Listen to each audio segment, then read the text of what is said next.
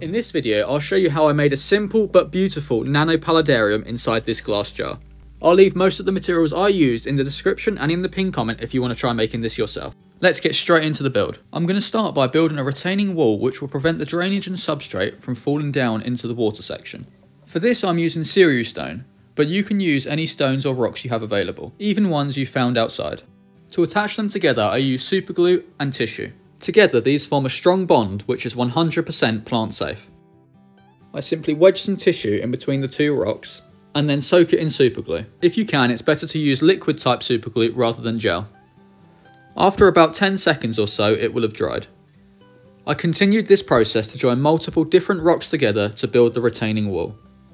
When doing this, it's a good idea to test fit the wall inside the jar to make sure it's not too big or too small. Before placing it inside the jar, let me give you a quick tip. Most glassware will have a seam running down either side.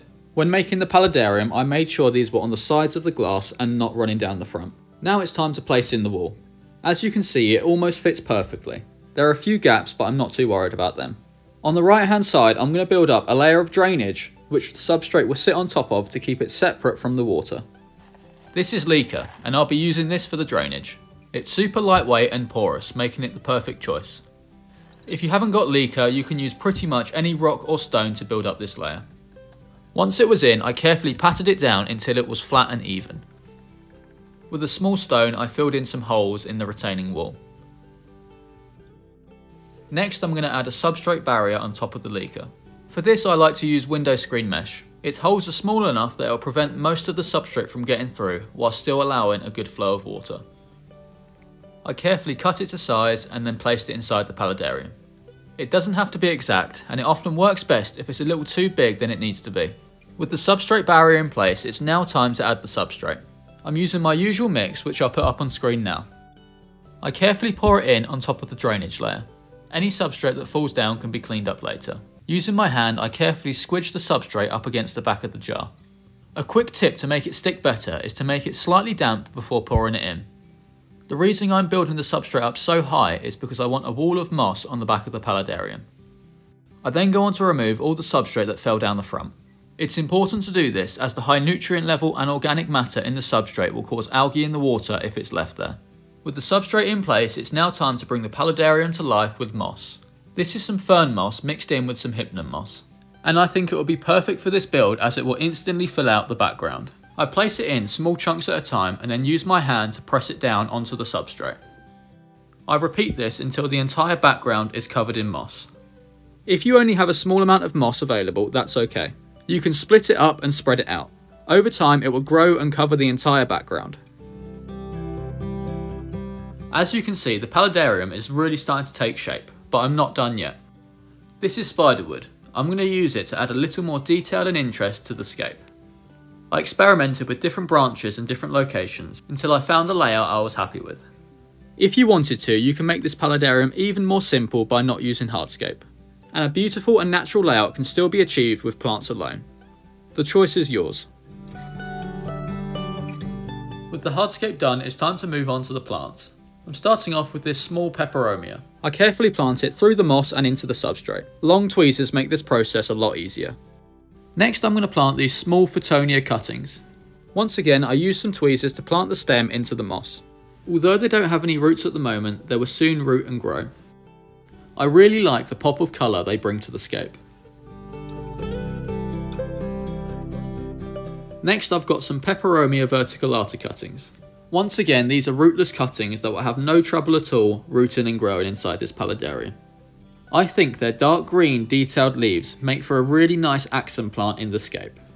Over time their leaves will grow bigger and they will grow much taller, which I'm hoping will help create a wild and diverse look inside the paludarium.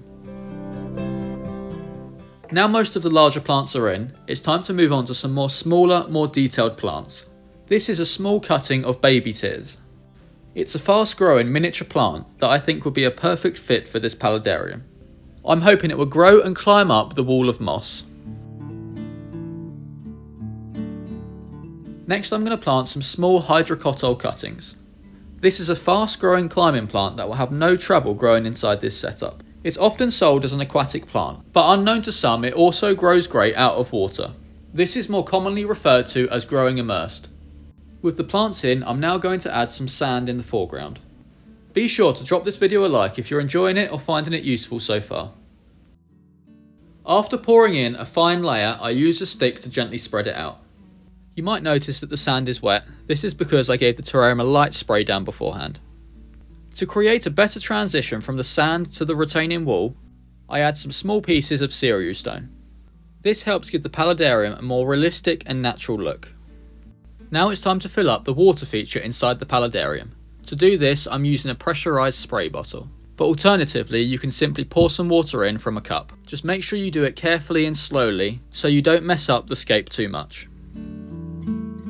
When filling up the Paludarium, one very important thing to note is that the water level should not be higher than the drainage layer. If the water level was to be sitting in the substrate layer, it would quickly stagnate and would quickly bring an end to the Paludarium. No Paludarium would be complete without some floating plants. For this build, I'm using Duckweed. This small amount will multiply in no time and will have no trouble at all covering the surface. It will also pull excess nutrients from the water column, which will help prevent algae growth. The Paludarium is almost complete, but there's a couple more essential steps. These are springtails. They'll help keep the Paludarium clean and healthy by eating any mould or decaying matter.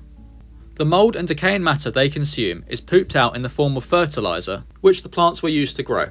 In return, the plants produce oxygen, which the springtails were used to survive in a closed ecosystem such as this one. Another fun fact about springtails is that they're so small and light that they can walk on water. All that's left to do now is to put on the lid and place the Paludarium under an LED light or in a bright spot in indirect sunlight, and watch it grow and evolve. I'm extremely happy with how this Paludarium's turned out, and although it's very simple, I still think it has a high impact. Thanks for making it to the end of this video. If you want to see how I turned a vase into a Paludarium, check out this video here.